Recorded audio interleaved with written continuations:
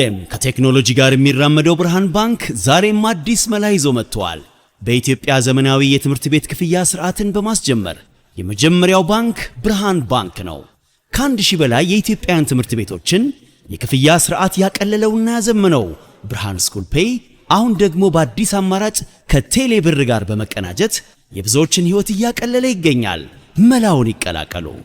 ለልጆ የትምህርት ቤት ክፍያ መክፈል ቢያስፈልጎ የኮሌጅና የዩኒቨርሲቲ ክፍያ ቢኖርቦ ክፍያውን ከብርሃን ስኩል ፔይ ዲጂታል የክፍያ አማራጮች በተጨማሪ በቴሌ ብር መተግበሪያ መክፈል ይችላሉ።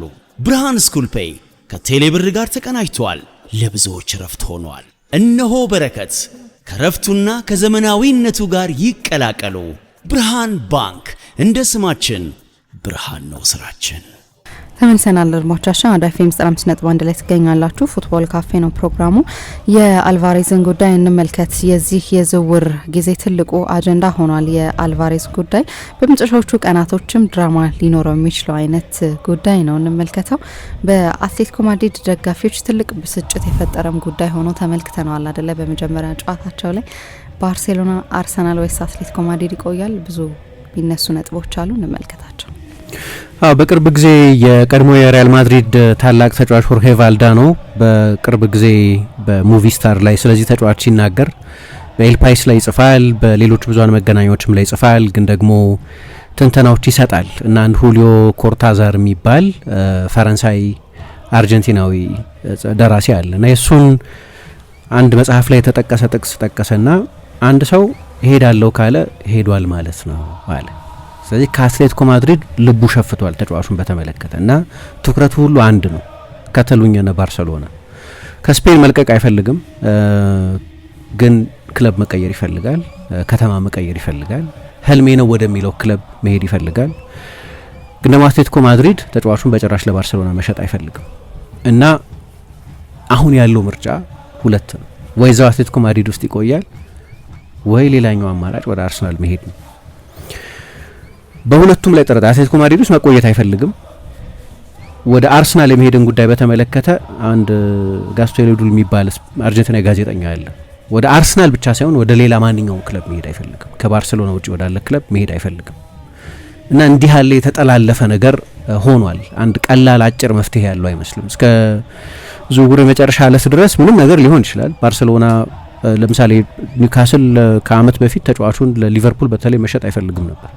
ልክ እንደዚህ አይነት ከራር ስሜት በሊቨርፑልና በኒውካስል መካከል ስላለ ሳይሆን ሊቨርፑል ተጫዋቹ እንዳይረጋጋ አድርጎታል የሚል ስሜት ስለነበራቸውና ተጫዋቹም ዝውውሩን ለማስገደድ ስለሞከረ ስላመጸ ከብሩ ጋር አብሮ ልምምድ አልሰራም ስላለ ብሩ ለቀድሞ ውድድር ዘመን ዝግጅት ወደ እስያ በተጓዘበት ጊዜ እሱ ወደ ቀድሞ ክለቡ የትሬኒንግ ፋሲሊቲ ሄዶ ከሪያል ሶሲዳድ ጋር ልምምድ ይሰራ ስለነበር ተጫዋቹን በጠቅላላው የመሸጥ ፍላጎት አልነበራቸውም። ግን መጨረሻ ላይ የሆነው ተጫዋቹ ወደ ሊቨርፑል እንዲዘዋወር ነው። ስለዚህ ወደ ባርሴሎና የሚዘዋወርበት እድል ጨርሶ አክትሟል ለማለት አይቻልም። በቀደም ቼልሲ ከፉልሃም ጋር ከተጫወተ በኋላ ስለ ኤንዞ ፈርናንዴዝ ሁኔታ ሲጠየቅ ሻቢ አሎንሶ በእግር ኳስ ምንም የሚያስገርመኝ ነገር የለም ብሏል። አይሆንም የምለው ሰርፕራይዝ የሚያደርገኝ ነገር የለም ብሏል። ከዛ በፊት ይዞት ከነበረው አቋም የተለሳለሰ አቋም ነው። ከዛ በፊት በነበሩት ጋዜጣዊ መግለጫዎች ላይ ኤንዞ አሁንም የቼልሲ ተጫዋች ነው፣ በእያንዳንዱ ልምምድ ላይ የማይበት ትጋት በጣም አስደናቂ ነው፣ ከዚህኛው ከአዲሱ ፕሮጀክት ቁልፍ ተጫዋቾች መካከል አንደኛው ነው፣ እንደዚህ ይል ነበር። ነገር ግን በመጨረሻው ሳምንት ወደ ሲቲ ሊጓዝ የሚችልበት አጋጣሚ መኖሩን ከጠቅላላ የእግር ኳስ ባህሪ በመነሳት ነው መልስ የሰጠው። ስለዚህ አሁን የዝውውሩ ገበያ ገና ሳይቋጭ የዝውውር መስኮቱ ሳይዘጋ ወደ ባርሴሎና አሁን አይዘዋወርም ለማለት ያስቸግራል። ግን አሁን ባለው ሁኔታ አሁን በምንሰማቸው ሪፖርቶችና ባለን ጠቅላላ ንባብ ተጫዋቹ ወደ ባርሴሎና ይዘዋወራል የሚለው ግምት በጣም ጠባብ ነው። ግን እናነሳዋለን። አትሌቲኮ ማድሪድ ሁለት አማራጭ ነው ተጫዋቹ ያለው። እንዳልኩት አሁን ያሉት ምርጫዎች ሁለት ናቸው። በአትሌቲኮ ማድሪድ መቆየትም በእርግጥ ቀጣዮቹ 3 ጨዋታዎች አትሌቲኮ ማድሪድ ከሜዳ ውጪ የሚያደርጋቸው ጨዋታዎች ናቸው እና በነዛ ጨዋታዎች ጥሩ የሚጫወት ከሆነና እነሱ እንደሚሉት የአደባባይ ይቅርታ የሚያቀርብ ከሆነ ከአትሌቲኮ ማድሪድ ጋር ውል እያለኝ እስከ 2030 የሚያቆይ ኮንትራት አለው። የአትሌቲኮ ማድሪድ ተጫዋች ነው። ያንን ውል ባለማክበር ወደ ሌላ ክለብ ለመዛወር በመከጀል ይሄንን በማድረጌ ያስቀየምኳችሁ የአትሌቲኮ ማድሪድ ደጋፊዎችን ይቅርታ ጠይቃለሁ ካለና ደግሞ ሜዳ ውስጥ በተለይ ከሜዳ ውጪ ነውና ቀጣዮቹ ጨዋታዎች አትሌቲኮ ማድሪድ የሚያደርገው በነዛ ጨዋታዎች ላይ የአትሌቲኮ ማድሪድ ደጋፊዎችን ልብ የሚመልስ አጫወት የሚያሳይ እና ጎሎች የሚያስቆጥር ከሆነ የደጋፊዎችን ይቅርታ ማግኘት አይከብደውም የሚሉ አሉ። የአትሌቲኮ ማድሪድ ሲኢኦ ሳይቀሩ ይሄንን ተናግረውታል። አንደኛው ሩት ይሄኛው ሩት ነው። የአትሌቲኮ ማድሪድ ተጫዋች ሆኖ ቢያንስ 1 ዓመት መቆየቱ አይቀርምና እንዲያቆይ በሚያስችል ሁኔታ ውስጥ መሆን አለበት ተጫዋቹ። ምክንያቱም የአትሌቲኮ ማድሪድ ደጋፊዎች በቀደም ያሰሙት የተቃውሞ፣ የምሬት፣ የስድብ ብዛት በጣም የሚያስገርም። ምናልባት በቅርብ ጊዜ በራስ ተጫዋች ላይ እንዲህ አይነት ጠቅላላ የሆነ ዘለፋ አይተናነቅም። ቢያንስ በቅርብ ዓመታት የለቀቀ ለምሳሌ ከባርሰሎና ጋር ቢሆን ኖሮ ተመልሶ የመጣው የሌላ ክለብ ተጫዋች ሆኖ ኦሬዲ ልክ ፊጎ ላይ እንዳጋጠመው፣ ጆao ፌሊክስ ላይ ራሱ እንዳጋጠመው፣ አንቷን ግሪዝማን ላይ እንዳጋጠመው እንደዚህ ቢሆን አንድ ነገር ነው። በቃ የሌላ ክለብ መለያ ነው የለበሰው። ስቲል ግን የአትሌቲኮ ማድሪድ ተጫዋች ነው እና የአትሌቲኮ ማድሪድ ተጫዋች ሆኖ ነው በቀደም ያ ሁሉ ማንጓጠጥና ዘለፋ የደረሰበት። ከዛ በፊትም በአትሌቲኮ ማድሪድ የልምምድ ማዕከል ላይ ትልልቅ ጽሁፎች፣ ግራፊቲስ ምናምን ይታዩ ነበር። ተጫዋቹን እንደዚህ የሚያጥላሉ እና ይልቀቅልን ነው ሀሳባቸው የአትሌቲኮ ማድሪድ ደጋፊዎች። እንዲህ አይነቱ ልቡ የወሰለተ ሰው ይልቀቅልን የሚል ስሜት ነው ያላቸው። ያንን መልእክትን ያስተላልፉት በግልጽ። ስለዚህ እዛ የሚቆይ ከሆነ ይሄን ሁሉ የተከፋ ደጋፊ በቃሉም በጎሉም መካስ አለበት ማለት ነው። በንግግሩም በተግባሩም መካስ አለበት ማለት ነው እና ይሄ ከባድ ጀርኒ ይመስላል። በአትሌቲኮ ማድሪድ መቆየቱ በጣም ውስብስብ ይመስላል። ወደ ባርሴሎና የመሄዱ ጉዳይ ዝግ ነው ስላለ 100 150 200 አይበቃም። አንድ እድል ነው ያለው ባርሴሎና ይሄንን ተጫዋች ለማስፈረም አንድ ብቻ። የአትሌቲኮ ማድሪድ አቋም ነው 500 ሚሊዮን ዩሮውን የውል ማፍረሻ ላይ የሰፈረውን ገንዘብ ዲፖዚት ካደረገ ድረስ ይችላል። እያንዳንዱ ተጫዋች ዋጋ አለውና በስፔን እያንዳንዱ ስፔን ውስጥ ያለ ተጫዋች የውል ማፍረሻ አለው። በሀገሪቱ የእግር ኳስ ሕግ መሰረት የውል ማፍረሻ የሌለው ተጫዋች የለም። ግን ፕራክቲካል አይደለም። 500 ሚሊዮን አይከፍልም ባርሴሎና። እሷ ብቻ ነች ያለችው መውጫ። እሱ ደግሞ አይሆንም ያህል እርግጠኝነት ያለው ሁለተኛው ምርጫ አርሰናል በጥንቃቄ ነው እየተጫወተ ያለው። ምክንያቱም ተጫዋቹ ለዛ ፕሮጀክት ይሁንታውን ማሳየት አለበት። የመጀመሪያ ምርጫ እንዳልሆነ ያውቁታል አርሰናሎች። የተጫዋቹ ሀሳብና ቀልብ ሁሉ ወደ ባርሴሎና ነው እና እንዴት እንደሚፈታ በጣም ውስብስብ ነው። አንድ ስካይ ስፖርት ሲያነጋገረው አትሌቲኮ ማድሪድን በተመለከተ ከፍተኛ እውቀት አለው የሚባል ሩበን ኡሪያ የሚባል ጋዜጠኛ አለ። የአትሌቲኮ ማድሪዱ ሲኢኦ ሚጌል ሂልማሪን እና አፖሎ ደግሞ የሚባል በቅርብ ጊዜ አትሌቲኮ ማድሪድን አብላጫ ድርሻ የገዛ ካምፓኒ አለ። ሁለቱም ተጫዋቹን ለባርሴሎና መሸጥ አይፈልጉም። ይሄ የመርህ ጉዳይ ነው። ትንሽ ክለብ እንድንመስል ተደርገናል ይሄንን በተመለከተ እና ከዚህ በፊት ያደረጉትን ነገር ነው የደገሙት።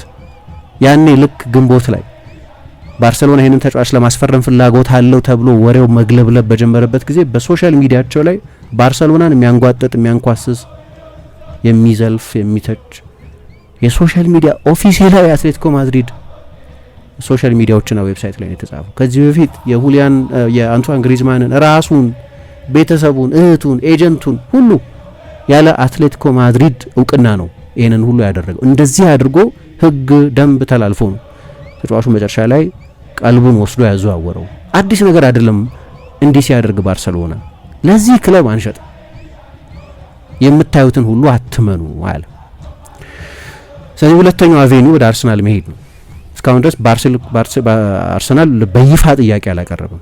ገንዘብ እንዳለው ይታወቃል አርሰናል። ምክንያቱም ለቪኒሽስ ለመክፈል ፍቃደኛ የነበረው ገንዘብ በጣም ከፍተኛ ነው። በዝውውር ገንዘብም ይሁን አሁን ስለ ሁሊያን አልቫሬዝ የሚጠቀሰው አይነት ገንዘብ 150 ሚሊዮን ዩሮ ለቪኒሽስ ሊከፈል ይችል የነበረ ገንዘብ ነው። ስለዚህ አርሰናል ያንን ገንዘብ የማውጣት ፖቴንሻል አለው። የዩኤፋንም የፕሪሚየር ሊግንም ህግ ሳይጥስ የገንዘብ ማውጣት ደንብ ሳይተላለፍ የሁሊያን አልቫሬዝንም ከፍተኛ ደሞዝ መክፈል ይችላል። ምክንያቱም አልቫሬዝ ከቪኒሽስም ያነሰ ደሞዝ የሚከፈለው ተጫዋች ነው የሚሆን። ስለዚህ ለአርሰናል ፋይናንሱ ችግር የለው።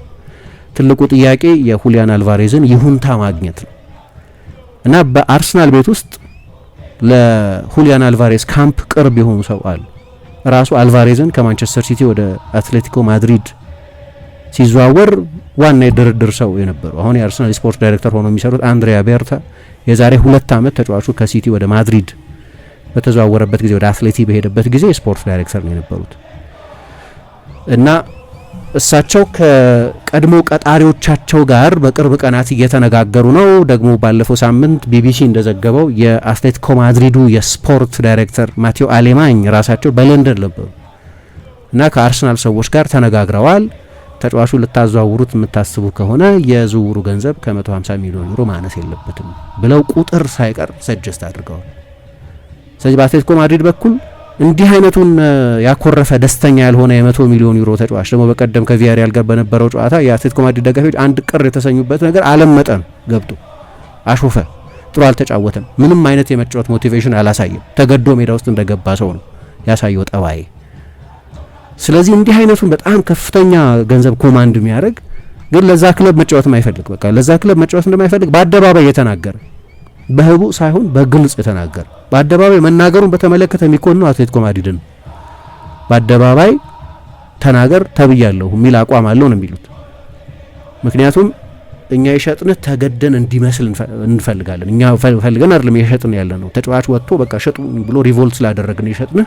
ስለዚህ አትሌቲኮ ማድሪድ ደጋፊዎች ቦርዱን ወይም የክለቡን ሹማምንት አምቢሽን ስለሌላቸው ነው ተጫዋቹን የሸጡት እንዳንባል ያስችለናል። መልቀቅ ትፈልግ እንደሆን መልቀቅ እንደምትፈልግ በአደባባይ ተናገር ብለውኛል። ለዛ ነው እንደዛ የተናገርኩት የሚል ስሜት አለው ነው የሚሉት። የዓለም ዋንጫ ጊዜ በግልጽ ነው የተናገረው። ከዛ የኦስትሪያ ጨዋታ በኋላ እንደዛ መናገሩንም በግዴታ እንደተናገረው አድርጎ ነው ፕሬዘንት የሚያደርገው።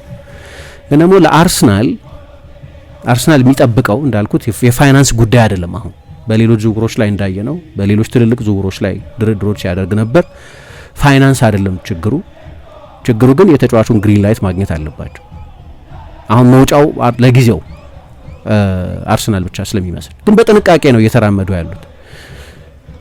ደግሞ ለአርሰናል በጣም ቅርብ ነን የሚሉ ሰዎች በጣም ቅርብ ነን የሚሉ ጋዜጠኞች፣ ብዙሃን መገናኛዎች አርሰናል ይህንን ተጫዋች የማግኘት እድል ትልቅ ነው ብሎ አያምንም። እድሉ ከተገኘ ተጫዋቹ አርሰናል መውጫዬ ነው፣ ስለዚህ ወደ አርሰናል ለመጓዝ ፍቃደኛ ነኝ፣ ወደ እንግሊዝ ወደ ፕሪሚየር ሊግ ለመመለስ ፍቃደኛ ነኝ ካለ ብቻ ያችን ምልክት ከሰጣቸው ብቻ ከአትሌቲኮ ማድሪድ ጋር መነጋገር ይፈልጋሉ። አሁን ተጫዋቹ ቀልቡ ሁሉ ወደ ባርሴሎና ሆኖ ከአትሌቲኮ ማድሪድ ጋር መደራደር ትርጉም የለው። የተጫዋቹ ሀሳብ በሙሉ ወደ ባርሳ መሄድ ስለሆነ አሁን ትልቁ ጥያቄ በአትሌቲኮ ማድሪድ በኩል ያው እንግዲህ ዝውውሩ የሚፈጸም ከሆነ አዲስ የእንግሊዝ ሬከርድ ነው የሚሆነው። 130 ሚሊዮን ፓውንድ አካባቢ ነው እየተባለ ያለው። አሌክሳንደር ኢሳቅ የዛሬ ዓመት የተፈጸመው የዝውውር ሬከርድ ይሻሻላል ማለት ነው። አዲስ የፕሪሚየር ሊግ ሬከርድ ይሆናል።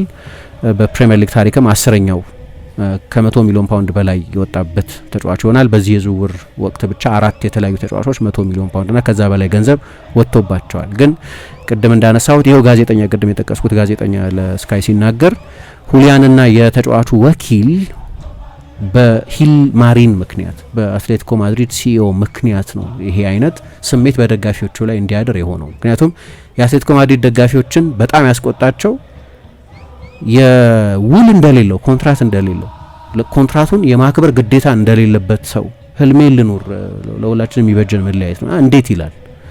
እንዴት በአደባባይ እንደዚህ አይነት ዲስሎያሊቲ ወይም ታማኝነቱን ያጎድላል? ፐብሊክ መሆኑን አንዱ በጣም ያበሳጫቸው ነው። እሱ ደግሞ ፐብሊክ የተደረገው በሂልማሪን ጥያቄ ነው ለኤጀንቱም ለሁሊያን አልቫሬዝ። ምክንያቱም ሁሊያን አልቫሬዝ ቆይቷል የተለያዩ ሰዎች የተለያዩ ነገር አንደኛ የሆነ ጊዜ ለ4 ወር ገደማ የላሊጋ ጎል ማስቆጠር አቅቶት ነበር። ቻምፒየንስ ሊግ ጎሎች እያስቆጠረ ነበር። በ15 ጨዋታ 10 ጎል አስቆጥሯል። አይ ቲንክ ጎሎቹ እያስቆጠረ ነበር። በላሊጋ ግን ጎል እያስቆጠረ አልነበር እና የዛ ምክንያት የዲየጎ ሲሞኔ ያጫወት ነው። ኔጌቲቭ እግር ኳስ ነው የሚጫወተው እና ለኔ አይነት ተጫዋች የሚስማማ አይደለም የሚል ቅሬታ ስለነበረው እና በሜሲ ምክንያትም ሁልጊዜም ባርሴሎናን ሲወድ ስለኖረ ሜሲ ደግሞ የልጅነት አይዶሉ ነው። ስለዚህ ወደዛ መሄድ ይፈልጋል፣ ወደ ባርሴሎና መሄድ ይፈልጋል። ለብዙ የላቲን ተጫዋቾች ለባርሳ ለሪያል ማድሪድ መጫወት በቃ የእግር ኳስ ህይወታቸው መሟላት ነው። ለብዙዎቹ ተጫዋቾች ግን የበለጠ ላቲኖቹ ላይ እሱን እናስተውላለን። አትሌቲኮ ማድሪድ ግን ሲፈርም ያውቀው የለም ወይ ዲየጎ ሲሞኔ ሁኔታ አሰልጣኝ እንደሆነ 10 ምናምን ዓመት አሰልጥኗል አትሌቲኮ ማድሪድ ፍጹም አዲስ ነገር አይደለም። የበለጠ ጥንቃቄ ያለው እግር ኳስ መጫወቱ አሁን ዲየጎ ሲሞኔ ሁሊያን አልቫሬዝን ማሰልጠን ከጀመረ በኋላ ያሳየው የማሰልጠን ስልት አይደለም። ድሮም እንደዛ ነው። ሁለተኛ ኮንትራት ፈርሟል። ይሄ ተጫዋች የ6 ዓመት ኮንትራት ነበር የፈረመው ለአትሌቲኮ ማድሪድ። ረጅም ኮንትራት ነው የፈረመው። ውል ውስጥ የተቀመጡ ግዴታዎች አሉ፣ ተጫዋቹ እንዲያከብራቸው የሚጠበቁ ግዴታዎች። ሊዘዋወር ከሆነም ግን ዝውውሩን ፋሲሊቴት ለማድረግ እድል የሚሰጡ የኮንትራት መውጫዎች አሉ። የኮንትራቱ መውጫ ከባድ ነው፣ ግን ሲፈርም ግን ያውቀዋል። 500 ሚሊዮን ዩሮ የውል ማፍረሻ የሚለው ላይ ፈርሟል። ራሱ ለሱ በተሰጠው ተራ የሰነድ ተራ ላይ ፈርሟል። ከዛ ደግሞ እኛ በጭራሽ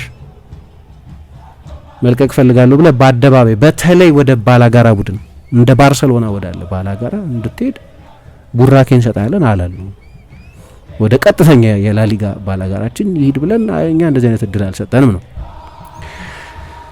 ስለዚህ ወዴት እንደሚሄድ አናውቅም። በባርሰሎና በኩል አንዳንድ ብዙሃን መገናኛዎችን ሳይ ስፔን ውስጥ ያሉ ሚዲያዎች የበለጠ እዛም ስፔን ውስጥም ደህና ክሬዲቢሊቲ ያላቸው የሚባሉ ብዙሃን መገናኛዎችን ማለት ነው የበለጠ ፖለቲካል የሆኑትን የክለብ ልሳናት የሆኑትን ምናምን ተዋቸውና የበለጠ መካከለኛ ላይ ያሉ ብዙሃን መገናኛዎች አንደኛው ኤል ፓይስ እና ባለፈው ሳምንት በባርሰሎና ቢሮዎች አካባቢ በባርሰሎና ዋና ሰዎች በኩል ይወራ የነበረው ሰኞ የመጨረሻው ቀነ ገደብ ነው የሚል ዴድላይን ነው የሚል የመጨረሻ ምክንያቱም አንድ ሳምንት ይቀረናል። ከዛ በኋላ ወደ ሌሎች ወደ ፕላን ቢ ወደ ፕላን ሲ ለመሄድ ወደ ሌሎች እቅዶቻችን ለመሄድ እንድንችል ቢያንስ አንድ ሳምንት ያስፈልገናል።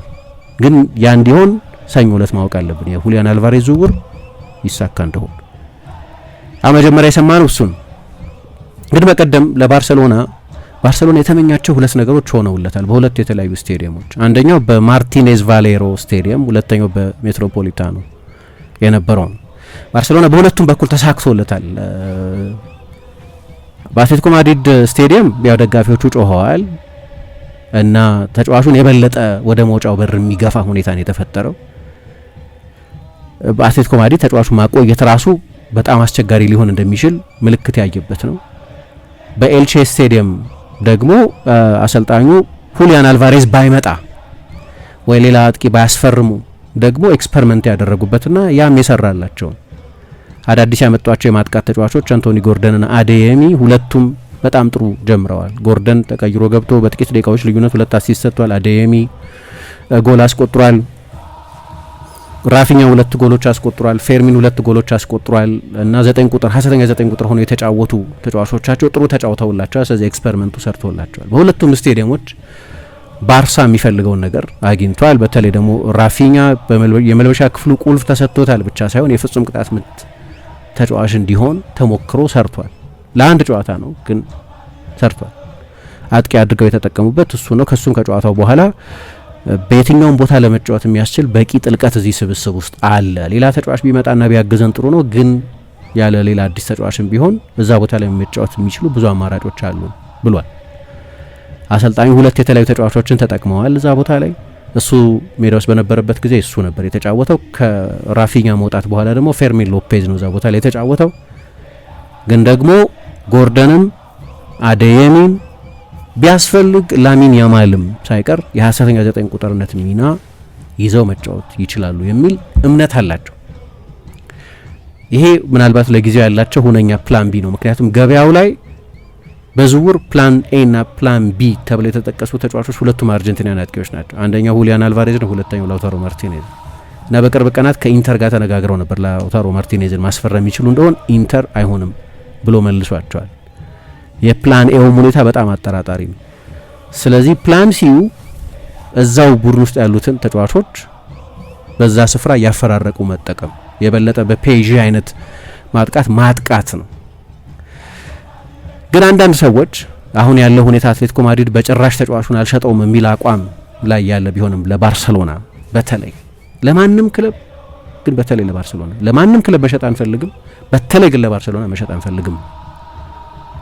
አንፈልግም ሳይሆን አንሸጠውም ነው። እንዲያው በቃ 4 ነጥብ በባርሰሎና ውስጥ ግን የባርሰሎና ተጫዋቾች ሳይቀሩ ተጫዋቹ ሊመጣ ይችላል የሚል ተስፋ አላቸው አሁን እስከ ዝውውሩ የመጨረሻ ዕለት ድረስ። የባርሰሎና ፋይናንስን በተመለከተ ያው እስካሁን ድረስ 100 ሚሊዮን አንድ ጊዜ አቅርበዋል እና ያንን 100 ሚሊዮን አትሌቲኮ ማድሪድ መልስም አልሰጠበትም። ይሄማ አነሰ ምናምን አላለም ማለት የድርድር ፍላጎት አላሳየም። በቃ እንዳላየ ነው ችላ ያለው። እንደዛ ነው እየተባለ ያለው። ከዛ ሁለተኛ ኦፈር 20 ሚሊዮን ጨምሮ 120 አቅርቧል የሚል በአትሌቲኮ ማድሪድ በኩል እስካሁን ድረስ ኮንፈርም አልተደረገም። ግን የዓለም ዋንጫው እየተደረገ በነበረበት ጊዜ ዋላ ፖርታ ራሳቸው ሌላ ሁለተኛ በጣም የተሻሻለ ጥያቄ አቅርበናል፣ ጥያቄውን የሚቀበሉት ከሆነ ግሩም ነው፣ ነገር ግን ይሄ ጥያቄ ሆኖ የሚቆየው ላልተወሰነ ጊዜ አይደለም፣ ለተወሰነ ጊዜ ነው፣ ገደባ ሊሚትድ እና ውሳኔ መወሰን አለብን። ምክንያቱም የመጨረሻዎቹ የጁላይ ወራት 2 ሳምንታት ይወስኑታል ነበር ያሉት። አሁን ኦገስት መጨረሻ ላይ ነው ያለን። እሳቸው ያኔ አሜሪካውን የዓለም ዋንጫ የተደረገ በነበረበት ጊዜ ነው የተናገረው። በባርሴሎና በኩል ሁሊያን አልቫሬዝን በተመለከተ ዴድላይኑ በተከታታይ ሲቀያየር ቆይቷል። የመጀመሪያው ከዓለም ዋንጫ በፊት ነበር የተባለው ዴድላይኑ። ሁለተኛው ደግሞ እስከ ጁላይ መጨረሻ ድረስ፣ ሶስተኛው እስከ ፕሪሲዝን መጀመሪያ ድረስ፣ አራተኛው እስከ ሰኞ ድረስ። አሁን ደግሞ አንዳንድ ሰዎች እንደገና ዴድላይኑን ማሻሻል ይፈልጋሉ እስከ ዝውውር ገበያው የመጨረሻ እለት ድረስ። አንዳንድ ሪፖርቶች አይቻለሁ ትላንትና ባርሳ እስከ መጨረሻው ለመቆየት ወስኗል። ገበያው ላይ ሌላ ሁለኛ ኦልተርኔቲቭ የለም እና ወይ ሁሊያን አልቫሬዝን ወይ ሰሞኑን የሚደረገውን ኤክስፐሪመንት መቀጠል ነው። ስለዚህ እስከ መጨረሻው ድረስ መቆየት ይፈልጋሉ በስዊተት ዴፖርቲቭን እና ሁለቱ ፕላኖቻቸው ስላልሆኑ ወደ ሌላ ፕላን የኢንተርኔት የውስጥ ሶሉሽን ወደ መፈለግ መሄድ ይፈልጋሉ ነው እና በገበያው ላይ አሁን ያለንን ስብስብ አሁን ካሉን አማራጮች የተሻለ ተጫዋች የለም የሚል አቋም ያለ ይመስላል እና አሰልጣኙም በፕሪሲዝን ይህንኑ በተደጋጋሚ ባደረጓቸው የቅድመ ውድድር ዘመን ዝግጅት ጨዋታዎችን በልምምዶቻቸውም ሲሞክሩት ቆይተዋል። አትሌቲኮ ማድሪድ ተጫዋቹ ማቆየት ይፈልጋል እስከ ቅርብ ጊዜ ድረስ። አሁን ችግሩ ይህንን ሁኔታ ይዞ ማቆየት ይቻላል ወይ ነው። እንደዚህ አይነት ከደጋፊዎቹ ጋር እንደዚህ የተጣላን ተጫዋች ግን ባለፈው የውድድር ዘመን ለምሳሌ የ4 ዓመት ኮንትራክት የሚቀረውን ተጫዋች ወደ አትሌቲኮ ማድሪድ ከመጣ በኋላ ባሳያቸው 2 የውድድር ዘመናት በነዛ ፐርፎርማንሶቹ ምክንያት እንደገና ደሞዙን የማሻሻል ፍላጎት ነበራቸው፣ ኮንትራክቱን የማደስ ፍላጎት ነበራቸው። 10 ሚሊዮን ዩሮ ነው በአመት የሚከፈለው የተጣራ ደሞዝ እና ከዛ ከያን ኦብላክ ጋር ከክለቡ ዋናው ከፍተኛ ተከፋይ ጋር ደሞዙን ለማስተካከል ፍላጎት ነበራቸው። እንዲሁም ዲየጎ ሲሞኔ ቡድኑን ባንተ ዙሪያ ነው አሁን የምገነባው፣ ግሪዝማን ለቋል። ያለፈው 10 ዓመት የአትሌቲኮ ማድሪድ ትልቁ የማጥቃት ተጫዋች የነበረው እሱ ነው። አሁን ቀጥሎ ደግሞ የሚገነባው ቡድን ባንተ ዙሪያ የሚሽከረከር ቡድን አድርጌ ነው የምገነባው ብሎ ሁሉ ቃል ገብተውለታል። የፋይናንስም የስፖርትም ቃል ገብተውለት ነበር። ተጫዋቹ ግን ለመልቀቅ እና ወደ ባርሴሎና ለመሄድ ነው ቁርጥ ሀሳብ ያደረገው። በአትሌቲኮ ማድሪድ በኩል አንዳንድ የሰማኋቸው አዳዲስ ነገሮች አሉ። የዝውውሩን ታሪክ በተመለከተ ባርሴሎና እንደሚፈልገው ሜይ ላይ እንዳነጋገረው ግን አመቱ ሙሉ እነሱ እንደሚሉት ታፒንግ አፕ ቀልቡን ለመውሰድ ያለ አትሌቲኮ ማድሪድ ፍቃድ ተጫዋቹን ሲያነጋግሩት ቆይተዋል። አሁን እናውቃለን ለፊፋም የከሰሱት ለዛ ነው። ያለኛ ፍቃድ ተጫዋቹን አነጋግረውታል በሚል ቅሬታ ነበራቸው። ያለኛ ፍቃድ ከዚህ በፊት አንቷን ግሪዝማንን አነጋግረውት እንደሚያውቁ እሱ ደግሞ ህግ መተላለፍ ነው። ግን በፐብሊክሊ ልክ ሜይል ላይ ባርሴሎና ተጫዋቹን ይፈልገዋል ተብሎ መወራት እንደጀመረ ባርሴሎናን እንደዛ የሚያሽሟጥጥ የሶሻል ሚዲያ ፖስቶች ካየን በኋላም ጭምር እሱ ፐብሊክ ሾው ነው፣ በቃ በአደባባይ አይደረግም፣ የአትሌቲኮ ማድሪድ ክብር ተነክቷል የሚል መልእክት ለማስተላለፍ ቢሆንም ነገር ግን የአትሌቲኮ ማድሪድ ማኔጅመንት በውስጥ በኩል ግን እስከ ጁን 20 ድረስ ወደ ባርሴሎና ቢሆን የመዘወር እድል አለ። ግን እስከ ጁን 20 ባለው ጊዜ ድረስ 150 ሚሊዮን ዩሮ በአትሌቲኮ ማድሪድ የባንክ አካውንት ውስጥ ዲፖዚት መደረግ አለበት። ያ 150 ሚሊዮን ዩሮ ግን ለኤጀንቶች የሚከፈል፣ ለኢንተርሚዲየሮች የሚከፈል፣ ለቤተሰብ አባላት የሚከፈል ኮሚሽንን አይጨምርም። ለአትሌቲኮ ማድሪድ ብቻ እኛ ዝውውሩን የምናሳለጥበት 1 ዩሮ እንዲቆረጥ አንፈልግም። እሱን ባርሴሎና ከፈለገ ይክፈል። ብዙ ሚሊዮን ነው ደግሞ እሱ ራሱ ለኤጀንት የሚከፈለው ለምን የሚከፈል እሱን አንከፍል። ጁን 20 እንደ ዴድላይን ያደረጉበት ምክንያት የዓለም ዋንጫ ዓመት ነው። ስለዚህ በዓለም ዋንጫ ጊዜ ዝውውሮችን በቶሎ ለመጨረስ ያስቸግራል፣ ግን በቂ ጊዜ እንድናገኝ ጁን 20 መሆን አለበት የሚል አቋም ነበራቸው። ይሄኛው የዓለም ዋንጫ ዓመት ስለሆነ ከዛ ባርሴሎና ያቀረበው 100 ሚሊዮን ዩሮን በተመለከተ አሁን እነሱ 150 ሚሊዮን ሳትሸራረፍ ለኤጀንት ለምን ተብሎ ሳይቆራረጥ 150 ነው የምንፈልገው። የ500 ሚሊዮን ዩሮ ቢሆንም ይውል ማፍረሻ ባርሳ 100 ነው ያቀረበው። 100 መሆኑ አይደለም ችግሩ፣ እነሱ በአንዴ እንዲከፈል ነው የፈለጉት። ባርሴሎና 100ን አቀረበና በ6 ኢንስቶልመንት አለ። 6 ጊዜ ቆራርጬ ልክፈል እየሰራው ልክፈል አለ እና ይሄንን አናየውም፣ ኮንሲደር አናደርገውም ጭራሽ። ይሄን በ6 ዓመት እንዲከፈል ይፈልጉ።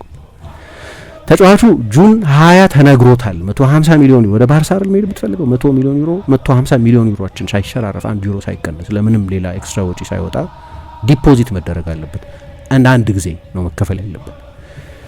ይሄንን አላደረገም እና የተናገረው ደግሞ ጁን 26 ነው ተጫዋቹ ወጥቶ በአትሌቲኮ ማድሪድ ካስቀመጠው ቀነ ገደብ ከ6 ቀን በኋላ ማለት ወጣና ህልሜ ነው ለሁሉም ወገኖች ለኔም ለአትሌቲኮ ማድሪድም ለባርሴሎና ባይልም ያው ባርሴሎናን ህልሜ ብሎ ገልጾታል።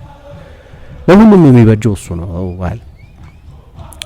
እዚህ ላይ አንድ ዝውውሩን በማግለብለብ የሚታወቅ አንድ ኤጀንት አለው፣ የተጫዋቹ ኤጀንት ኢዳልጎ የሚባል እና አንዱ በአትሌቲኮ ማድሪድና በተጫዋቹ መካከል ትልቅ ልዩነት የተፈጠረው በዚህ ኤጀንት በኩል። አሁን አትሌቲኮ ማድሪዶች የሚሉት መጀመሪያ ከኦብላክ እኩል እንከፍልሃለን ደሞዝ አሉት። ከኦብላክ እኩል እንከፍልሃለን ደሞዝ አሉት።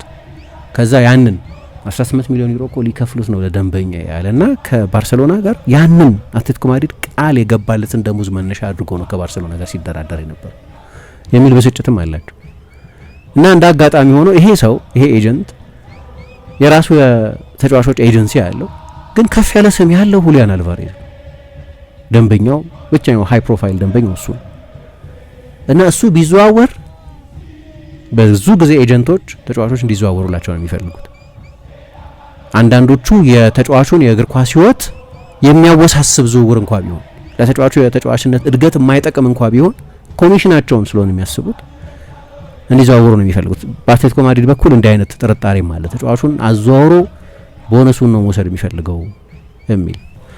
ከዛ እዚህ ኢኩዌሽን ውስጥ ነው አርሰናል የሚመጣው። እንግዲህ አሁን ባለው ሁኔታ ባርሴሎና 120 130 መክፈል ይፈልጋል ነው ደሞዙንም ገንዘቡንም በተመለከተ። ምክንያቱም ባርሴሎና የበለጠ ታይት በሆነ ፋይናንስ ነው የሚንቀሳቀሰው እንደሚታወቀው እና አርሰናልን በተመለከተ ያው የገንዘቡን የማቅረብ ችግር ለተጫዋቹ የሚሆን ደሞዝ የመክፈል ችግር የለበትም። ግን ተጫዋቹ ባርሳ ብቻ ነው ያለ ያለው። ስለዚህ ቅድም እንዳነሳሁት ወደ ሁለት አቅጣጫ ብቻ መሄድ ይመስላል። አሁን በአትሌቲኮ ማድሪድ በኩል ያለው ተስፋ አርሰናል ካልመጣ ይቆያል። በአርሰናል መምጣት ብቻ ግን የሚወሰን አርሰናል ግሪን ላይት ይፈልጋል፣ አረንጓዴ መብራት ይፈልጋል ከተጫዋቹ ወደ እናንተ ለመምጣት ፈቃደኛ ነኝ ማለት አለበት። ካላለ ላይሳካ ከአትሌቲኮ ማድሪድ ጋር መነጋገር አይፈልጉም። በቶሎ የሚጠናቀቅ ነው የሚል ግምት አላቸው። አትሌቲኮ ማድሪድም ቶሎ ሪዞሉሽን ይፈልጋል። ለዛ ነው በአርሰናል በኩል እንደ ቪክቶር ዮኬሬስ አይነቱን ተጫዋች ለአትሌቲኮ ማድሪድ ለመሸጥ ወይም የዝውውሩ አካል ለማድረግ ሳይቀር ፍቃደኝነት አለ እየተባለ ያለው። ምክንያቱም ለነገሩ ሁሊያን አልቫሬዝ የሚመጣ ከሆነ የዮኬሬስ ቦታ ነው የሚነካው። ለአንድ ቦታ 3 ተጫዋች ይኖራል ማለት ነው አርሰናል። ምክንያቱም ሃቨርትስም አለ፣ ዮኬሬስም አለ፣ አልቫሬዝ የሚጨመር ከሆነ በእርግጥ አልቫሬዝ የተለያዩ ቦታዎች ሃቨርትስም በተለያዩ ቦታዎች መጫወት የሚችል ተጫዋች ቢሆንም ከሞላ ጎደል ግን ለአንድ ቦታ የሚፎካከሩ ናቸው። በአርሰናል ግምገማ ሁሊያን አልቫሬዝ የቪክቶር ዮኬሬስ አፕግሬድ ነው፣ ከሱ የሚሻል ተጫዋች ነው።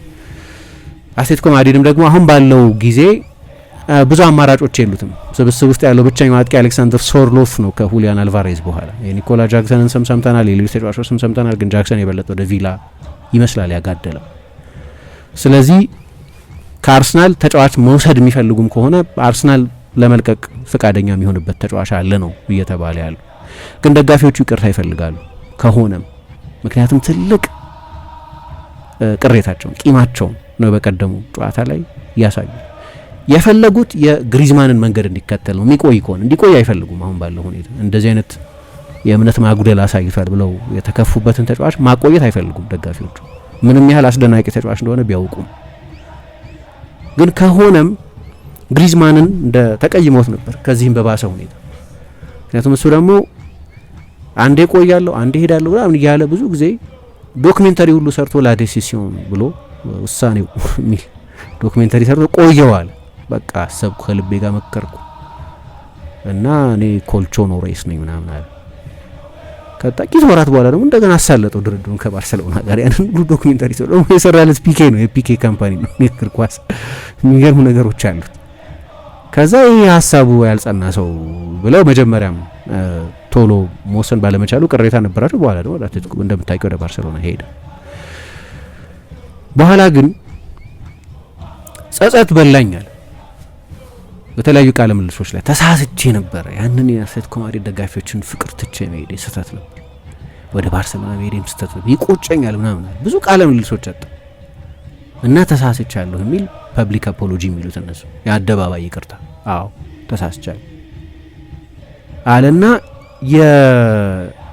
በቃል ይቅርታ ለመነ።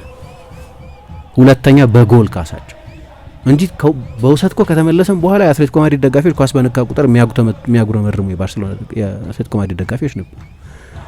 መመለሱን የማይፈልጉ ደጋፊዎች ነበሩ። ግን አንደኛ በንግግር፣ ሁለተኛ ሜዳ ውስጥ ባሳየው ብቃት የአትሌቲኮ ማድሪድ ደጋፊዎችን ልብ መልሶ አገኘ። ሲለቅ ያው እንደ ጀግና ተሸኘ። የአትሌቲኮ ማድሪድ የምንጊዜም ትልቅ ታላላቅ ከሚባሉት መካከል አንደኛው ነው። ባስቆጠራቸው ጎሎች በ500 ምናምን ጨዋታ 212 ጎሎችና 111 አሲስቶች ሰጠ። የሚገርም ቁጥር ያለው ነው። የሉዊስ አራጎኔስን የአትሌቲኮ ማድሪድ የምንጊዜም ከፍተኛ ጎል የማስቆጠር ሪከርድ አሻሻለ እና ያንን ሩት እንዲከተል ይፈልጋሉ ከሆነም እና ያድርገው አላቅም ብለዋል ሂልማሪን ባለፈው። ግን ይቅርታ መጠየቅ አለበት ብለዋል ራሳቸው እንዲህ አይነት እምነት ማጉደል ስላሳይ። ግን በሁለቱ ትልልቅ ክለቦች በአርሰናልና በባርሰሎና፣ በሌላኛው ትልቅ ክለብ በአትሌቲኮ ማድሪድ፣ ሌላ ጊዜ ደግሞ በፔዤ የሚፈለግ ነበር ሲባል ነበር። በእንደነዚህ አይነት ክለቦች ውስጥ እንዲፈለግ ያደረገ ግን የሚያስደንቅ ችሎታ ያለው ተጫዋች ነው። በጣም አስደናቂ ተጫዋች ነው። ሚኬል አርቴታ የአርሰናል አሰልጣኝ ከዚህ በፊት ከተናገረው ነገር ግን መቃረን አለበት ይህንን ተጫዋች ለማስፈረም። ገና አርሰናል እንደዚህ የዋንጫ ተፎካካሪ በኋላ ማሸናፊ በቻምፒየንስ ሊግ ብዙ ርቀት የሚሄድ ምናምን ከመሆኑ በፊት የዛሬ 6 ዓመት በዛ የባንተር ኢራ አንድ ቃለ ምልልስ አድርጎ ነበር። ያኔ አርሰናል በጣም አትራክቲቭ አይመስል በነበረበት ጊዜ። አሁን አርሰናል አትራክቲቭ ነው፣ ምክንያቱም የሚሸጠው ፕሮጀክት እኛ እኮ የፕሪሚየር ሊግ ሻምፒዮን፣ እኛ እኮ ቻምፒየንስ ሊግ ፋይናሊስት ነን፣ ላለፉት ዓመታት ትልቅ የዋንጫ ተፎካካሪ ነበርን፣ ይሄ እየሰራ ያለ የስፖርት ፕሮጀክት ነው ብሎ ፕሮጀክቱን መሸጥ ይችላል። ምንም ማስዋብ ሳይጠበቅበት ጠንካራ ፕሮጀክት ነው። የዛሬ 6 ዓመት ግን እንደዛ አልነበረም። 8ኛ የሆነ የሚጨርስበት ጊዜ ነው የነበረው እና በዛ ጊዜ ምን ብሎ ነበር? እኔ የሆነን ተጫዋች ወደ አርሰናል እንዲመጣ ለማሳመን ምለፋ ከሆነ ተጫዋቹ ትክክለኛው ተጫዋች አይደለም ማለት ነው ለአርሰናል። ለኛ አይነት ትልቅ ክለብ ለመጫወት ተጫዋቹን ብዙ ማግባባት አይጠበቅብኝም። ለአርሰናል ለመጫወት ተጫዋቹ ኦልሬዲ ፍቃደኛ መሆን አለበት፣ ቶሎ ፍቃደኛ መሆን አለበት፣ ጥረት ማድረግ አለበት። እንዲያውም ወደ አርሰናል ለመምጣት ያንን አይነት የመምጣት ረሃብ የማያሳይ ተጫዋች ላይ ጊዜ ማጥፋት አልፈልግም። ባለፈው ጆዜ ሞሪኞ ስለ ሮድሪ የተናገሩት አይነት ማለት ነው። ወደ ማድሪድ መምጣት ላይ ጥርጣሬ ካሳደረ አንድ ተጫዋች እኔ ራሴ እጠራጠረዋለሁ። ምንም ማሳመን አይጠበቅብኝም አንድ ተጫዋች ወደ ሪያል ማድሪድ እንዲመጣ።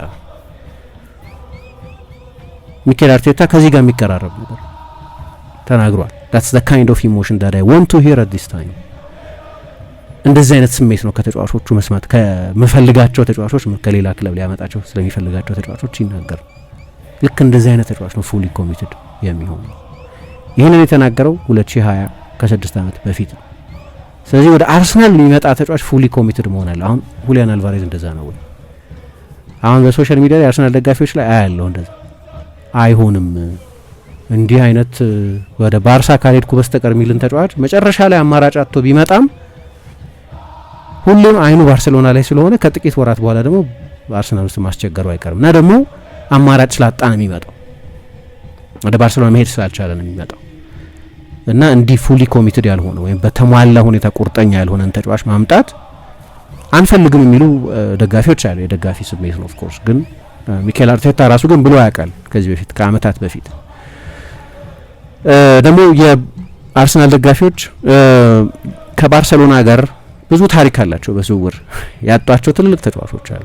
ኢማኑኤል ፔቲ፣ ማርክ ኦቨርማርስ፣ ቲየሪ ኦንሪ፣ ሴስክ ፋብሪጋዝ፣ አሌክሳንደር ሌቭ፣ አሌክስ ሶንግ አርሰናል ውስጥ መሰለፍ ካቆመ በኋላ ቢሆንም ቶማስ ቨርማለን ብዙ ተጫዋቾች ለባርሰሎና ሄደዋል እና በዝውውር ላይ ጥሩ ታሪክ የላቸው። ከባርሰሎና ጋር ባሉ ዝውውሮች ብዙዎቹ ተጫዋቾች ዲስቴቢላይዝድ ሆነው የለቀቁት። ግን አስደናቂ ተጫዋች ነው። ለዛ ነው በትልልቅ ክለቦች ሁሉ እየተፈለገ ያለው። በጣም የጎል ማሽን ነው ማለት አይቻልም።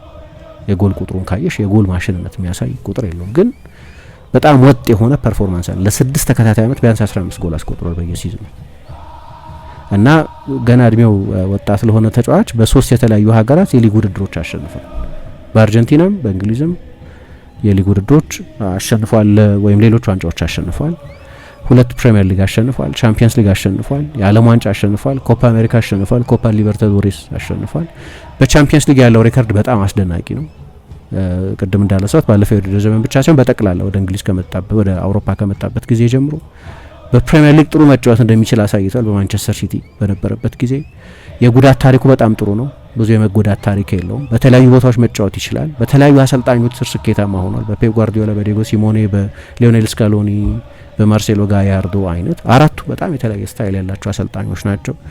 ሀሰተኛ 9 ቁጥር ሆኖ የአጥቂውን ክፍል መምራት ይችላል። በጣም ጥሩ የሊንክ ችሎታ ያለው በጣም ግሩም የመፍጠር አቅም ያለው ከሌላ አጥቂ ጀርባ መጫወት የሚችል ተጫዋች መሆኑን በሲቲ አሳይቷል። በተለይ ኬቨን ደብሮይነ በተጎዳበት ጊዜ ክሬቲቭ 10 ሆኖ ከሃላንድ ጀርባ ተጫውቷል። ዘግይቶ ሳጥን ውስጥ እንደሚመጣ ተጫዋች ሆኖ ማለት ነው። በጣም ኃይለኛ የሹቲንግ ችሎታ ያለው በጣም አስደናቂ ጎሎች በቀኝ እግሩም በግራ እግሩም ማስቆጠር ይችላል። በጣም ግሩም ሙቭመንት አለው። በመጨረሻው 30 ሜትር ላይ በሁለት አጥቂ መጫወት ቢፈልግ ቡድኑ እንደ ክላሲክ 10 ቁጥር መጫወት ይችላል። ጠንካራ ሰራተኛ ነው። ሚኬል አርቴታ የሚፈልገው ጠንካራ ሰራተኝነት አለው። ለሊዮኔል ሜሲ ሲሮጥ እንዳየ ነው አይነት ማለት ነው። ሜሲ የዛሬ 4 ዓመት በዓለም ዋንጫው ላይ 35 ዓመቱ ነበር። ስለዚህ እንደ ድሮ ፕሬስ ሊያደርግ አይችልም። በቴክኒክ በጣም የላቀ ተጫዋች ነው። ተቹ ንጹህ ነው፣ ክሊን ነው። ጠንካራ ሹተር ነው። ቅድም እንዳነሳሁት ከሳጥን ውጭ የሚገርሙ ጎሎች ያስቆጥራል። በአንድ ለአንድ ከባላጋራ ቡድን ግብ ጠባቂ ጋር በሚገናኝበት ጊዜ አጨራረሱ በጣም የተዋጣለት ነው። የኳስ ትክክለኝነቱን፣ የሙከራ ስኬቱን ኃይሉ ሳያዛባበት ሹት በማድረጉ ምክንያት አንዳንድ ጊዜ ኳስ ወደ ላይ ሊነሳ ይችላል ምናምን። የእሱ ግን ብዙ ጊዜ አኪዩሬት ነው። በተለያዩ መንገዶች ጎል ማስቆጠር ይችላል። በተደራጀ ማጥቃት የሚሆን በመልሶ ማጥቃት፣ በሁለቱም መንገዶች ጎል ማስቆጠር ይችላል። በጣም ጥሩ የቅጣት ምት መቺ ነው።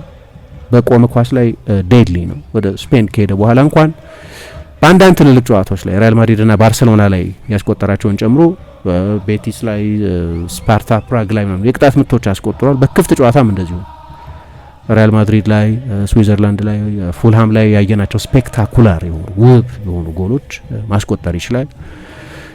የትልልቅ ጨዋታዎች ተጫዋች ነው። ትልልቅ ጨዋታዎች ላይ በጣም ጥሩ ፐርፎርም የሚያደርግ ነው። የዛሬ 4 ዓመት በዓለም ዋንጫ ላይ እንዳየነው ወይ ለሪቨር ይጫወት በነበረበት ጊዜ በኮፓ ሊበርታዶሬስ እንደታየው ለአትሌቲኮ ማድሪድ ነው ደግሟል። ለምሳሌ ከባርሴሎናና ከሪያል ማድሪድ ጋር በተደረጉ 19 ጨዋታዎች 9 ጎሎች አስቆጥሯል። ማለት በየ146 ደቂቃው ሁለቱ ትልልቅ የስፔን ክለቦች ላይ ጎል ያስቆጥራል። በጣም ከፍ ያለ ትኩረት በሚያገኙ ጨዋታዎች ላይ ግን ይህንኑ በአርጀንቲና ሱፐር ክላሲኮ ወይም በአርጀንቲና ኤል ክላሲኮ ላይ እንደዚሁ በ7 ጨዋታ 3 ጎሎች አስቆጥሯል። እንግሊዝ ውስጥ በነበረበት ጊዜ ለማንቸስተር ሲቲ ሲጫወት ቼልሲና ሊቨርፑል ላይ በ11 ጨዋታዎች 5 ጎሎች አስቆጥሯል። በጣም አንሰልፊሽ ተጫዋች ነው። አልትሩስቲክ የሚሉት በአካል ለፕሪሚየር ሊግ የተዘጋጀ አይነት ተጫዋች ነው። አጠር ያለ ቢሆንም ጥቅጥቅ ያለ ተክለ ሰውነት ያለው ነው። የፕሪሚየር ሊግን ፈተና ያውቀዋል። ለቁመቱ ማጠር ልክ እንደ ሰርጂዮ አጉዌሮ አይነት በልኪ የሆነ ተጫዋች ነው። ሰውነቱን እንዴት እንደሚጠቀም ያውቃል። ለአርቴታም ለሃንዚ ፍሊክም ለዲየጎ ሲሞኔም የሚጫወት አጥቂ ፓሴንጀር መሆን አይችልም። በመከላከልም በጣም የተዋጣለት መሆን አለበት። የሃንዚ ፍሊክ ዋናው ተከላካይ ኩባርሲ አይመስለኝም፣ ራፊኛ ምክንያቱም ሁሌ ይባላል ፈርስት ላይን ኦፍ ዲፌንስ ኢዝ ዲ አታክ ይባላል። ከፊት ነው የሚከላከሉት። የዲጎ ሲሞኔ ይለያል፣ ግን ለአርቴታም ቢሆን ተመሳሳይ ነው። ላይ ነው መከላከል የሚፈልገው እና ላይ ለመከላከል የሚሆን ኃይለኛ የፕሬሲንግ ኤነርጂ ያለው በጣም ታታሪ ተጫዋች ነው። በአትሌቲኮ ማድሪድ ደግሞ እንዳየነው ከረጅም ተጫዋች ጋር ታርጌት ማን ከሚመስል ጀርባውን ለጎል ሰጥቶ ከሚጫወት የበለጠ ክሮሶች እንዲቀለብ ከሚፈልግ አይነት ተጫዋች ጋር መጫወት ይችላል። እንደ አሌክሳንደር ሶርሎፍ ካለ ተጫዋች ጋር ልክ እንደሱ ቴክኒካዊ የሆነ የበለጠ የሙቭመንት ተጫዋች ጋር አብሮ መጫወት ይችላል። ከሜሲና ከአንቷን ግሪዝማን ጋር እንዳየ ነው። ስለዚህ በጣም የተለያየ ጥቅም መስጠት ይችላል ለሚፈርምበት ክለብ። እዛው አትሌቲኮ ማድሪድስ የሚቆይ ከሆነ ወደ ባርሳ የሚሄድ ከሆነ ወደ አርሰናል የሚሄድ ከሆነ ተጫዋቹ አስደናቂ ተጫዋች በመሆኑ ምክንያት ነው እየፈረመ ያለው። አርሰናል ውስጥ በተመለከተ እንዴት ይጫወታል? ልክ እንደ ቪኒሽስ ኦቪየስ አይደለም። ቪኒሽስ በቃ የግራ ክንፍ ተጫዋች ሊሆን ነበር ይመጣ የነበረው። አርሰናል እዛ ቦታ ላይ ማሻሻል አለበት፣ ይታወቃል። ያንን ቦታ የማሻሻል ፍላጎት እንደነበራቸው ልክ እንደዛ ግልጽ አይመስለኝም። እንግዲህ ድንገት የሚፈርም ከሆነ የበለጠ እናወራበታለን። ምክንያቱም ኮንሰርኖች አሉ የቱ ጋር ይጫወታል የሚለው በተመለከተ። ምክንያቱም ተጫዋቹ የተለያዩ ቦታዎች ላይ መጫወት የሚችል ተጫዋች ነው። ብትፈልጊ በኦደጋርድ ቦታ መጫወት ይችላል። ክላሲክ ኃይለኛ የፍጥነት የክንፍ ተጫዋች ቢሆንም ግራ ላይ መጫወት ይችላል። ከአጥቂ ጀርባ መጫወት ይችላል። ሀሰተኛ 9 ቁጥር ሆኖ መጫወት ይችላል። ግን አይዲያሊ ለምሳሌ ከቪክቶሪዮ ኬሬስ የበለጠ ለሚኬል አርቴታ አጫወት የሚስማማ የሚመስል አይነት ተጫዋች ነው። ግን ለአርሰናል ትልቁ ፈተና ተጫዋቹ ለባርሰሎና ለመጫወት ያለው ትልቅ ፍላጎት ነው፣ ትልቅ ረሃብ ነው እና በአርሰናል በኩል የፈጠራ ችግር ነው እንጂ የክሬቲቪቲ ችግር አይደለም። የተመሳሳይ ነገር ነው ያልኩት። የፈጠራ ችግር ነው እንጂ የማስቆጠር ችግር አይደለም ያለው። ለምሳሌ ቡድኑ የኤክስጂውን መጠን ብታይና ያስቆጠረውን የጎል መጠን ብታይ በጣም ተቀራራቢ። ስለዚህ የፈጠሩትን የጎል እድል ያህል ከሞላ ጎደል ያስቆጥራሉ ማለት ነው። ትልቁ ችግር ግን ልክ በማንቸስተር ሲቲ ወይ በሊቨርፑል ምርጦቹ ቡድኖች ውስጥ እና የነበረው አይነት የፈጠራ አቅም የለም። ይሄ ተጫዋች ደግሞ ያንን ማድረግ ይችላል። ከፍ ያለ የመፍጠር አቅም ያለው ተጫዋች ነው። ስለዚህ ለሁለቱም ክለቦች ባርሳ ደግሞ እንደምታውቂው እንደ ሮበርት ሌቫንዶቭስኪ አይነት ከለቀቀም በኋላ የባርሴሎና ሰዎች አንድ ኢራ የወሰነ ተጫዋች ብለውታል። በ190 ምናምን ጨዋታ 116 ጎል ያስቆጠረ ባለፈው የውድድር ዘመን ካልሆነ በስተቀር ግን ባለፈው የውድድር ዘመን በ37 ዓመቱ 19 ጎል ያስቆጠረ ተጫዋች ነው። በጉዳት ምክንያት ብዙ ባልተሰለፈበት፣ በእድሜ ምክንያትም የአሰልጣኝ ሁልጊዜ ተመራጭ ባልነበረበትም ጊዜ ጭምር ማለት ነው እና ያው በአትሌቲኮ ማድሪድ በኩል ግን ቅድም እንዳልኩት ሂልማሪንም ኤንሪኮ ሴሬዞም ቢቆይ መፍትሄ አለ። የመልበሻ ክፍሉ ያግዘዋል። እንደ ኮኬና ኦብላክ አይነቱ ተጫዋቾች ሲኒየር ተጫዋቾች ያስታርቁታል ከደጋፊዎቹ ጋር እና ምንም አይደለም። ደጋፊዎች በጣም ያጭር ጊዜ ትውስታ ነው ያላቸው። ተጫዋቹ ጎል ማስቆጠር እስከጀመረ ድረስ ጥሩ እስከተጫወተ ድረስ መልሶ የእነሱን እምነት ለማግኘት አይቸግረውም የሚል አስተሳሰብ አለ። ስለዚህ መቆየቱን አይጠሉትም። ግን የበቀደሙ ሁኔታ ካየን ከቪያሪያል ጋር በነበረው ጨዋታ ስቴዲየም ውስጥ የነበረውን ስሜት ካስተዋል በኋላ ግን በጣም ከባድ ይመስላል ተጫዋቹ በክለቡ ማቆየት። ወደ ባርሴሎና ግን መሸጥ አይፈልጉም። ስለዚህ ብቸኛው የመውጫው መንገድ የሚመስለው አርሰናል ነው እና ለዚህ ነው ባለፈው ሳምንት የቢቢሲ ዘገባ ላይ አንድ ሳም ሞክቤል የሚባል ጋዜጠኛ ሲጽፍ የአትሌቲኮ ማድሪዱ የስፖርት ዳይሬክተር ማቴዎ አሌማኝ ለንደን ውስጥ ነበሩ ባለፈው ሳምንት ከአርሰናል አቻዎቻቸው ጋር ተነጋግረዋል እና ወደ እናንተ የሚመጣ ከሆነ ወደ እናንተ ለመምጣት ፈቃደኝነት የሚያሳይ ከሆነ 128 ሚሊዮን ፓውንድ ወይም 150 ሚሊዮን ዩሮ መክፈል አለባችሁ ብለዋቸዋል። አርሰናልም ያለ ብዙ ችግር ይህንን ዝውውር ፋይናንስ ማድረግ ይችላል። በዚህኛው የዝውውር ጊዜ እንደዚህ አይነት ስታር ኳሊቲ ለማምጣት ሲሞክር ነበር። ሁሊያን አልቫሬዝ የመጀመሪያው ትልቅ ስም ያለው ተጫዋች አይደለም ከአርሰናል ጋር በዝውውር የተነሳ። እንዲያውም ከሱም የበለጠ ሃይ ፕሮፋይል የሆነ ተጫዋች ቪኒሽስን ለማምጣት ጥረት አድርገው ነበር። በአርሰናል በኩል እንደ ቪኒሽስ አይነቱንም የበለጠ ከፍተኛ ደሞዝ የሚጠይቅን ተጫዋች ለማስፈረም ፋይናንሻል ጥንካሬ ነበር። ስለዚህ ሁሊያን አልቫሬዝንም ዝውውር ለመፈጸም ችግር የለውም። ግን ትልቁ ጥያቄ ተጫዋቹ ወደ አርሰናል ለመምጣት ፈቃደኛ ይሆናል ወይ የሚለው ነው።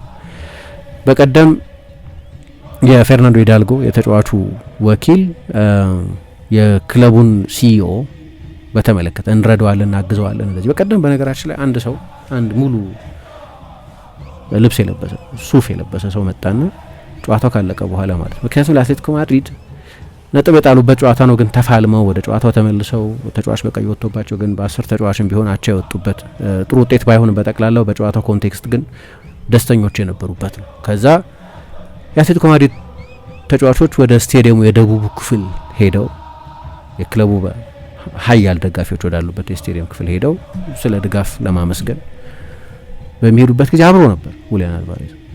ከዛ የሆነ ሰው መጣ አጠገቡ እና የሆነ ነገር ነገረው። ከዛ ትንሽ ቆይቶ ደግሞ የሚታወቅ የበለጠ ሪኮግናይዝድ የሆነ ሰው የአትሌቲኮ ማድሪድ የፕሬስ ኦፊሰር መጣና እንደገና የሆነ ነገር ነገረው። ከዛ ነው የተነጠለው። ከተጫዋቾቹ ጋር አብሮ ሆኖ ሁሉም ተጫዋቾች አንድ ላይ ተሰባስበው ደጋፊዎቻቸውን ያመሰገኑ በነበረበት ጊዜ ማለት ነው። ከዛ ዲየጎ ሲሞኔ ምንድነው የተፈጠረው? እየተጮህበት አንድ ደጋፊ ልክ ወደ መልበሻ ክፍል ከመግባቱ በፊት አንድ የአትሌቲኮ ማድሪድን ስካርፍ ሁሉ ወረወረበት ምናምን ጣታቸውን እያሳዩ በእጅ ምልክትም የአንገታቸው የደም ስር እንዲህ ደምቆ እየታየ ጎልቶ እየታየም ሳይቀር ኃይለኛ የዘለፋ ቃላት ይሰነዝሩበት ነበር። የአትሌቲኮ ማድሪድ ተጫዋች አይመስልም ነበር ያን ጊዜ። ምናልባት በጣም ብቸኛው ሰው ሊሆን ይችላል እዛ ስቴዲየም ውስጥ ወይ እንደዛ አይነት ብቸኝነት እንዲሰማው የሚያደርግ አይነት ነገር ነው የነበረው። ቤንች ላይም ተቀምጦ ተጠባባቂ ወንበርም ላይ ሆኖ የሚታይበት ስሜት የሚገርም ነው የነበረው እና እኛ ነን ያደረግነው ወደ ደጋፊዎች ሄዱ እንደዛ አይነት ሰላምታ የበለጠ ደጋፊዎችን አግራቤት ማድረግ ስለሆነ በክለቡ በኩል የተነገረው ተነጥለህ ወደ መልበሻ ክፍል ግባ ተብሎ የተነገረው በክለቡ በኩል ነው አለ። አሁን ይሄንን ስሜት ምናምን ስታይ በክለቡ ማቆየት በጣም ውስብስብ ይመስላል በቀደም ያየነው ሁኔታ ስታይ እና ስለዚህ አትሌቲኮ ማድሪድ ሰዎች ተጫዋቹ ማቆየት ይፈልጋሉ፣ ግን አስታርቆ አስማምቶ ማቆየትም ከባድ ይመስላል። ለሁሉም የሚበጀው ቢለቅ ነው፣ ግን በተለይ ወደ ባርሴሎና መሸጥ አይፈልጉም። ተጫዋቹ ወደ ባርሴሎና እዚህ ቅርቃር ውስጥ ነው አሁን ያለ ነው። እስካሁን ድረስ ግሪን ላይት አልሰጠም ለአርሰናል። አርሰናል ፈቃደኛ ነው፣ ግን አርሰናልም ቢሆን ዝውውሩ ይሳካል የሚል የተጋነነ መጠበቅ የለውም። ምናልባት ከቪኒሽስም ተምረዋል። አንዳንድ ጊዜ ቪኒሽስን በተመለከተ አክቹሊ በአርሰናል ሰዎች በኩል ኮንዲሽናል ነው፣ ያን ያህል ኮሚት አላደረጉም። ከሪያል ማድሪድ ጋር አልተነጋገሩም። ለምሳሌ ልክ እንደ ኮንቴክስቱ የተለያየ ቢሆንም ቪኒሽስ ግሪን ላይት እንዲሰጣቸው ይጠብቁ ነበር። ኮንትራት አልፈርምም ካላለ በስተቀር ከሪያል ማድሪድ ጋር ምንም ቨርባል የሆነ ንግግርም አልነበራቸው፣ ኦፊሻል ንግግርም አልነበራቸው። ምክንያቱም እንደምታውቂው ያ ሶፕ ኦፔራ በነበረበት ጊዜ አርሰናል ለአትሌቲኮ ማድሪድ ለሪያል ማድሪድ ይሄን ያህል ገንዘብ አቅርቧል የሚል አንድም ሪፖርት አልነበረም። ምክንያቱም ፉታይል ነው። ተጫዋቹ በሪያል ማድሪድ መቆየት እየፈለገ ገንዘብ ማቅረብ ትርጉም የለውም። ተጫዋቹ ያንን አይነት አረንጓዴ መብራት ሲያሳያቸው ያን ምልክት ሲያሳያ ፍቃደኛ ነኝ በእናንተ ወደ እናንተ ፕሮጀክት ለማምጣት ፍቃደኛ ነኝ ካላለ ገንዘብ አታቀርብ። ለዚህ ነው የሆነ ክለብ ከፍተኛ ገንዘብ ካቀረበ ተጫዋቹን ሳያነጋግር አይቀርብም የሚባለው። የተጫዋቹን ምልክት ሳያገኝ አያቀርብም የሚባለው ለዚህ ነው። እና ለምሳሌ ባርሴሎና ያንን ገንዘብ ለዚሁ ተጫዋች ሲያቀርብ ኦፍኮርስ ተጫዋቹን አነጋግረውት ነው። ተጫዋቹን በዳይሬክት ቻናል ማነጋገር አይችሉም ይሆናል፣ ግን ያው የፊፋ ሕግ በተለይም በተመለከተ የፊፋ ሕግ ሊከበር አይችልም ማለት ያለ ባርሴሎና ያለ አትሌቲኮ ማድሪድ ፍቃድ ሁሊያን አልቫሬዝ ማነጋገር ኦፍኮርስ ያነጋግሩታል፣ ምንም እናውቃለን። ግን ያንን ኢንካሬጅመንት ካገኙ በኋላ ነው። አሁን ሪያል ማድሪድ ያቀረበው 150 ሚሊዮን ታዩ 150 ሚሊዮኑ ሪል አይደለም ማለት ፕራክቲካል አይደለም፣ ፖለቲካል። ፍሎረንቲኖ ፔሬዝ የምር ማምጣት ፈልገው አይደለም ያንን ያደረጉት። በቃ የኤሌክሽን ቃል የገቡት ነገር ማክሰኞ አቀርባለሁ አሉ። ከዛ ጨዋታ ተጫወቱ። አሁን እኔ ለምሳሌ ሃላንድን አመጣለሁ ምናምን ከሚል ይኸው በቃ ማታስቡትን የሆነ እገሌ ዛራር እንዲ ሌላ ፕላኔት ላይ ያለ ሰው ማለት ምክንያቱም ሁሉም ስታሮች ተጠሩላቸው። ሃላንድ ነው አይደለም፣ የፕሪሚየር ሊግም ተጫዋች አይደለም ጭራሽ። እሺ ኦሊሴ ነው አይደለም፣ እገሌ ነው አይደለም፣ የባርሴሎና ተጫዋች አይደለም፣ የባርሴሎናም ተጫዋች አይደለም። እና ማን ነው? ምረጡኝና ማክሰኞ ታዩታላችሁ። መረጧቸው። እንደማያገኙት ያውቃሉ። አትሌቲኮ ማድሪድ ለሪያል ማድሪድ እንደማይሸጠው ያውቃሉ። 150 ሚሊዮን ያቀረቡ። ከዛ በጣም በወንድማማችነት መንፈስ 150 ሚሊዮን አቅርበን ነበር ለአትሌቲኮ ማድሪድ። አትሌቲኮ ማድሪድ ጥያቄውን ውድቅ አድርጓል። ይሄ ጥሩ ግንኙነታችን ይቀጥላል። አትሌቲኮ ማድሪድ ይህን ጥሩ ግንኙነት ነው የሚሉት ምናምን ብሎ ሶሻል ሚዲያ ላይ ወጥቶ ደግሞ ለሪያል ማድሪድ መልስ ሰጥቷል። ይሄ ቀልድ ነው፣ ብላፍ ነው ምናምን፣ የሪያል ማድሪድ ጨዋታ ነው ይሄ ምናምን አለና መለሰ። ግን ያው ሪያል ማድሪድ ለፖለቲካዊ ምክንያት ነው ያደረገው። እንዲህ አይነት ኤክሰፕሽናል የሆነ ያለ ተጫዋቹ ማነጋገር ሳይጠበቅብሽ እንዲሁ ለፖለቲካዊ ፍላጎቶች ልታደርጊው ትችይ ይሆናል። ስለዚህ አርሰናል ተጫዋቹ ማስፈረም እንደሚችል ከተጫዋቹ ይሁንታ እስካላገኘ ድረስ አይደራደርም ከአትሌቲኮ ማድሪድ ጋር ትርጉም ስለሌለ ቁልፉ ያለው በተጫዋቹ እጅ ነው የሚባለው ለዚህ ነው። ስለዚህ ይሄኛው የዝውውር ጊዜው የመጨረሻ ሳምንት ትልቅ ሶፕ ኦፔራ ሆኖ የሚቀጥል ትሪያንጉላር የሆነ የውስብስብ የዝውውር ሂደት ነው። ሁሌም ከቴክኖሎጂ ጋር የሚራመደው ብርሃን ባንክ ዛሬም አዲስ መላ ይዞ መጥቷል። በኢትዮጵያ ዘመናዊ የትምህርት ቤት ክፍያ ስርዓትን በማስጀመር የመጀመሪያው ባንክ ብርሃን ባንክ ነው። ከ1000 በላይ የኢትዮጵያውያን ትምህርት ቤቶችን የክፍያ ስርዓት ያቀለለውና ያዘመነው ብርሃን ስኩል ፔይ አሁን ደግሞ በአዲስ አማራጭ ከቴሌ ብር ጋር በመቀናጀት የብዙዎችን ህይወት እያቀለለ ይገኛል። መላውን ይቀላቀሉ። ለልጆ የትምህርት ቤት ክፍያ መክፈል ቢያስፈልጎ የኮሌጅና የዩኒቨርሲቲ ክፍያ ቢኖርቦ ክፍያውን ከብርሃን ስኩል ፔይ ዲጂታል የክፍያ አማራጮች በተጨማሪ በቴሌብር መተግበሪያ መክፈል ይችላሉ። ብርሃን ስኩል ፔይ ከቴሌብር ጋር ተቀናጅቷል። ለብዙዎች ረፍት ሆኗል። እነሆ በረከት ከረፍቱና ከዘመናዊነቱ ጋር ይቀላቀሉ። ብርሃን ባንክ እንደ ስማችን ብርሃን ነው ስራችን።